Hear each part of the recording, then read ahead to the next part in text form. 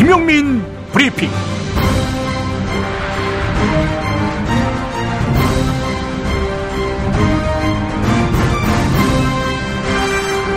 (2016년 8월 26일) 금요일에 인사드리는 김용민입니다. 소수라서 아무것도 할 수 없다, 야당이 이랬지요. 그러다가 여소야대가 됐습니다. 그런데 국회 선진화법 때문에 180석이 넘지 않아서 아무것도 할 수 없다고 말합니다. 만약 180석이 넘으면 뭐라고 이야기했을까요? 집권하지 않았기 때문에 국회 다수당이 됐어도 아무것도 할 수 없다, 이렇게 말하지 않을까요? 만약 집권까지 했다면 어떻게 했을까요? 국민 여론이 갈라져 있어서 이 과정에서는 아무것도 할 수 없다, 밀어붙였다가는 역풍을 맞을 수 있다, 이렇게 말하지 않을까요? 오늘로 열흘째 단식 중인 세월호 가족 유경근 씨는 더불어민주당은 책임 회피를 위해서 골몰하는 집단 같다고 탄식했습니다. 우리는 이런 야당을 선택한 적이 없습니다. 김용민 브리핑 시작했습니다. 대만의 의료 보장 제도도 우리나라와 비슷한데요. 다만 의료 사각지대에 있는 생계형 체납자를 구제하는 제도만은 달라 보입니다. 우리나라 국민건강보험공단 격인 전민건강보험과 대만 정부는 생계형 체납자를 지원하는 제도를 9개나 신설했습니다. 결과는 성공적입니다. 나서야 할 사람들이 나서면 해결점은 있습니다. 아름다운 재단에서 생계형 체납자의 긴급 지원과 함께 이러한 문제를 이슈화하고 있는데요. 체납 관리보다 중요한 것이 국민의 건강이라는 점, 동의하시는 분들은 검색창에 아름다운 재단, 아름다운 재단을 검색해 주시기 바랍니다. 광고 듣고 조간 브리핑 이어갑니다. 생활고 때문에 건강보험료를 내지 못한 사람들에게 병원은 사치입니다. 그러나 우린 이미 알고 있습니다. 넘어진 사람은 일으키고 아픈 사람은 치료해줘야 한다는 것을. 당신의 기부가 누군가에겐 건강할 권리를 찾는 소중한 기회가 됩니다. 건강할 권리를 찾기 위한 60일의 건강보험증 캠페인. 검색창에 아름다운 재단을 검색해주세요. 안녕하세요. 조광래 중고차 오늘의 한마디. 가을이 오면 여름이 그리워질 거예요. 하지만 가을인지 여름인지 모를 때가 제일 좋아요. 가을도 좋고 여름도 좋은 조광래 중고차의 대표 번호는 1800-9538. 한 번 더 1800-9538. 고맙습니다. 충남 금산의 넓은 인삼밭, 정성농장을 일군 농부아버지 이정열 씨. 자연은 노력한 만큼 내어준다. 그 자연의 마음을 알기에 정성농장을 더불어 일구는 아들 이성규 씨도 아버지에게 배운 것처럼 정직하고 또 성실하게.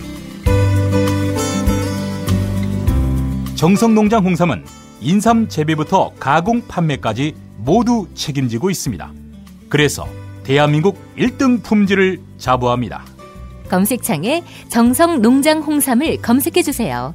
정성농장 홍삼. 전화문의는 010-9754-6972. 이제부터는 관록의 뉴스 해설가 김용민이 오늘 아침 조간신문을 훑어드립니다.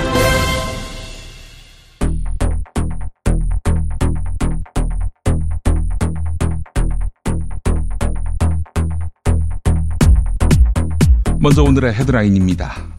잠수함 발사 탄도미사일을 탑재한 북한 잠수함이 만약 동해 남쪽으로 내려온다면, 그래서 미사일을 발사한다면 우리는 추적할 수 없게 됩니다. 한미연합사가 추진하고 있는 방어수단들, 특히 사드는 무용지물입니다.